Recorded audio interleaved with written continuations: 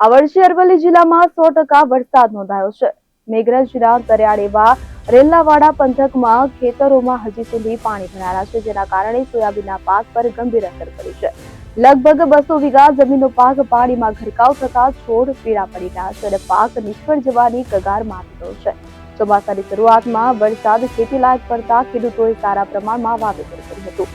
રેલાવાડા ગામે ખેડૂતોએ આશરે 200 વીઘા જેટલી જમીનમાં સોયાબીનનું વાવેતર કર્યું તો વરસાદ તબક્કાવાર આવતા પાકની સારી માવજત પણ થઈ રહી હતી, પરંતુ છેલ્લા તબક્કામાં ભારે વરસાદ પડતા ખેતરો પાણીથી ભરાયા। પાણી ભરાઈ જવાથી સોયાબીનના છોડમાં શીંગો યોગ્ય રીતે ઉગી શકી નથી અને છોડને પીડિયાનો રોગ લાગતા પાક સંપૂર્ણ નિષ્ફળ જવાનો ભય છે। ખેડૂતો હવે લાખો રૂપિયાનું નુકસાન સહન કરવાની સ્થિતિમાં છે।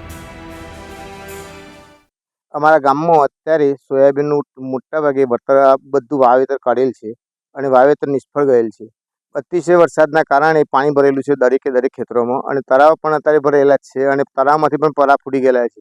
તો પાણી અત્યારે ખેતરોમાં ફૂલ વહે છે અથવા કોઈ એક પણ માણસને સોયાબીનનું કણ પણ પાકે એવો નથી। તો સરકારશ્રીને નમ્ર વિનંતી કે અમને કોઈ પણ વીમો પકવી અને અમને રાહત ફંડે કોઈ પણ પૈસા ચૂકવે તો અમે કોઈક વેપારીઓને પૈસા આપી શકીએ।